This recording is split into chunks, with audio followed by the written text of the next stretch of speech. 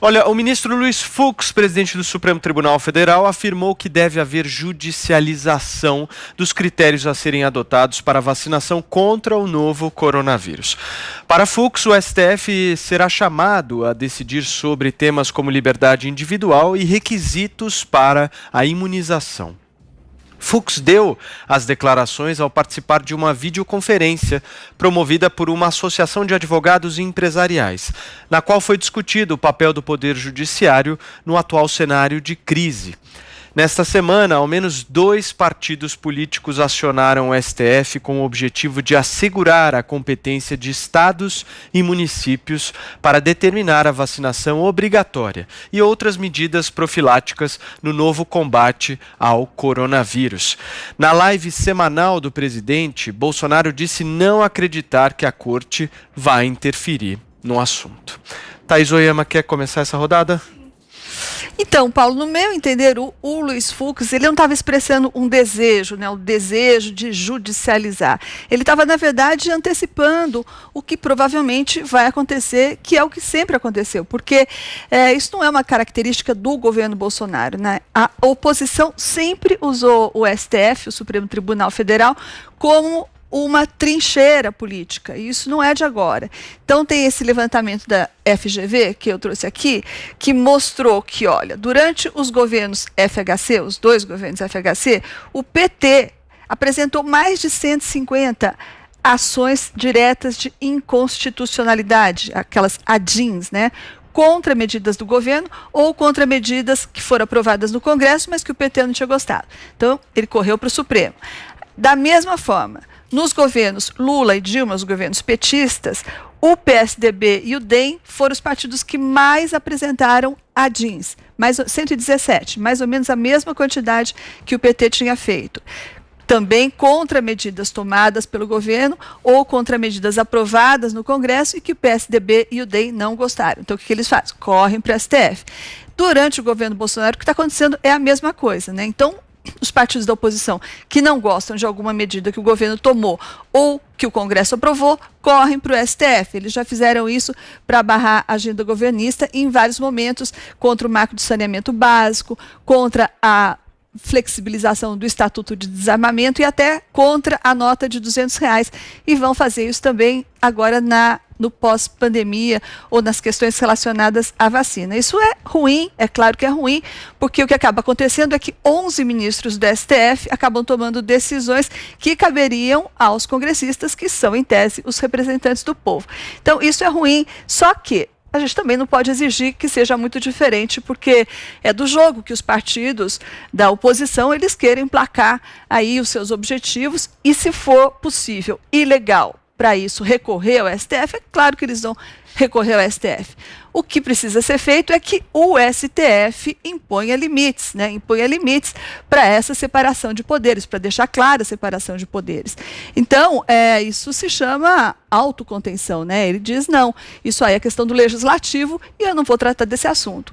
Autocontenção. Então, esperemos que, ao dizer isso, o ministro Luiz Fux vá além do discurso e, de fato, coloque isso em prática. Vai lá, Josias. Essa guerra que opõe o presidente Bolsonaro e o João Dória, o governador de São Paulo se encontrou em Brasília na noite de terça-feira com o presidente do Supremo Tribunal Federal, Luiz Fux. Lero vai, lero vem, ali a conversa caminhava e evoluiu para um tema que era incontornável. Terça-feira era o dia que o Bolsonaro tinha mandado rever o acordo que o ministro tinha firmado com o Butantan, ministro da Saúde, e a conversa evoluiu para a vacina. E o Fux, então, atalhou ali a conversa, disse, olha, eu prefiro não tratar desse tema. E aí mudaram de assunto. O Luiz Fux já sabia que ele vai ter que se manifestar sobre isso, sobre essa encrenca, como magistrado, num julgamento submetido ali ao plenário do Supremo Tribunal Federal. Na noite de quinta-feira, o Bolsonaro disse, na transmissão semanal dele, pelas redes sociais, que duvida que a justiça vá obrigar alguém a tomar vacina. Além da obrigatoriedade, que está prevista em diferentes leis, inclusive numa lei que o Bolsonaro mesmo sancionou em fevereiro, está em questão aí a inclusão ou não da vacina chinesa a ser fabricada lá no Butantan no Programa Nacional de Vacinação do Ministério da Saúde, se a tal vacina for aprovada pela Anvisa. O Luiz Fux previu o óbvio. Ele está dizendo, olha, pode inscrever aí, haverá uma judicialização desse problema da vacinação. As ações já começaram a chegar ao tribunal. E o Fux definiu a entrada do Supremo nessa contenda como necessária, ele disse, e também importante. Necessária e importante. Não é difícil antever o que está por vir. Se o presidente Bolsonaro não recua, ele vai ser derrotado no plenário do Supremo Tribunal Federal, como foi derrotado lá no início da pandemia, quando o Supremo reconheceu que governadores e prefeitos tinham poderes complementares que poderiam atuar, a exemplo da União, concomitantemente com a União, nesta questão sanitária. Porque a questão da saúde, na Constituição, ela é tripartite, cabe às 3 esferas de poder, União, Estados e municípios. Se tivesse juízo, o presidente retiraria a raiva do pudim e se reposicionaria em cena. Mas juízo é matéria-prima que não orna com essa antecipação da pauta de 2022. O mais curioso é que essa guerra da vacina, ela é tão irracional quanto inútil. Se todas as vacinas que estão sendo testadas se revelarem eficazes, ainda assim, a procura por esses imunizantes aí vai ser muito maior do que a oferta. E a realidade vai impor a vacinação.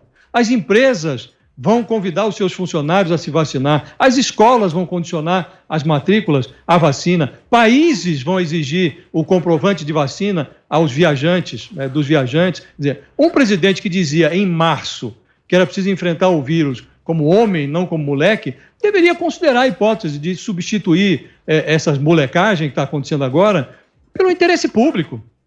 A vacina vai se impor e ao governo caberia, nesse momento, disciplinar esse processo e assegurar que a vacina chegue à sociedade brasileira em condições de ser aplicada, depois de ser testada, de ser avalizada pela Anvisa. Isso é que caberia ao governo fazer agora.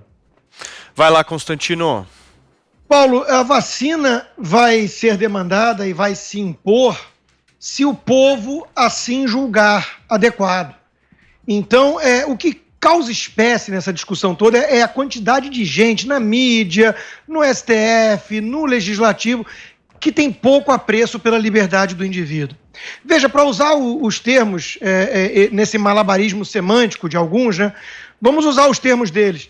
Hoje no Brasil, os indivíduos têm o direito de contaminar os outros com H1N1, que é o vírus da influenza que mata, e mata milhares todo ano.